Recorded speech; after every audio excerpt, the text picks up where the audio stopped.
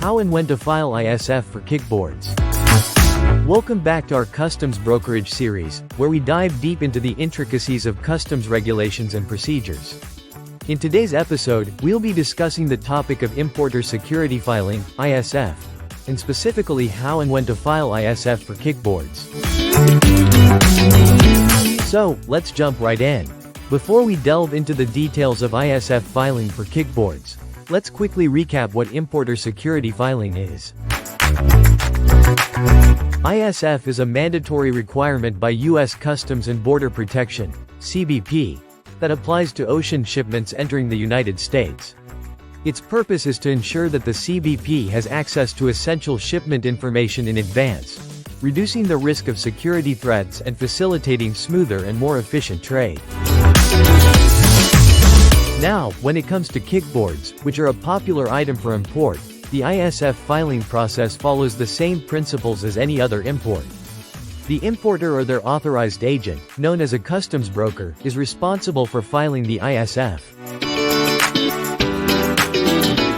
It's crucial to ensure that the ISF is filed accurately and on time to avoid penalties and delays in the clearance process.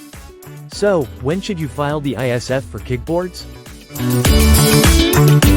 According to CBP regulations, the ISF must be filed at least 24 hours before the kickboards are laden onto the vessel destined for the United States.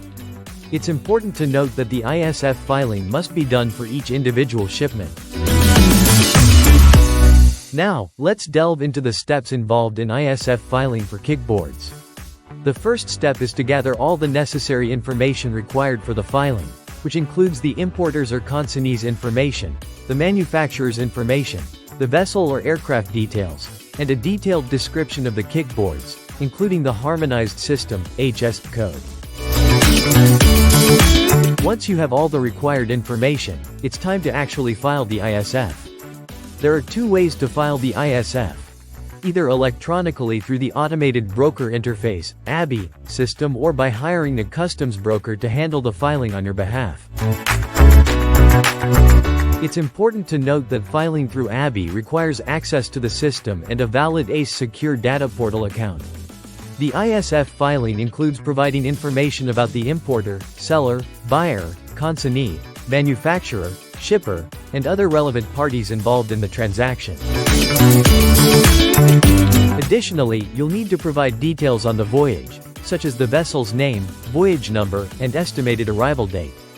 Now, let's talk about the consequences of not filing the ISF for kickboards correctly or on time. Failure to comply with ISF regulations can result in severe penalties imposed by CBP, including monetary fines and even shipment holds or delays at the port of entry. It's crucial to stay on top of ISF filing requirements and ensure that all the information provided is accurate to avoid these complications. Lastly, it's worth mentioning that an important component of the ISF filing process is the customs bond. A customs bond acts as a guarantee to CBP that all applicable duties, taxes, and fees will be paid and that the importer will comply with all relevant customs regulations. In the case of kickboard imports, having a customs bond is a requirement to complete the ISF filing. So there you have it, a comprehensive overview of ISF filing for kickboards. Remember, accurately and timely filing the ISF for kickboards is crucial to ensure smooth and efficient customs clearance and to avoid penalties. If you found this information helpful, be sure to stay tuned for our upcoming videos on other customs brokerage topics. Video disclaimer below. Thank you for watching and see you next time.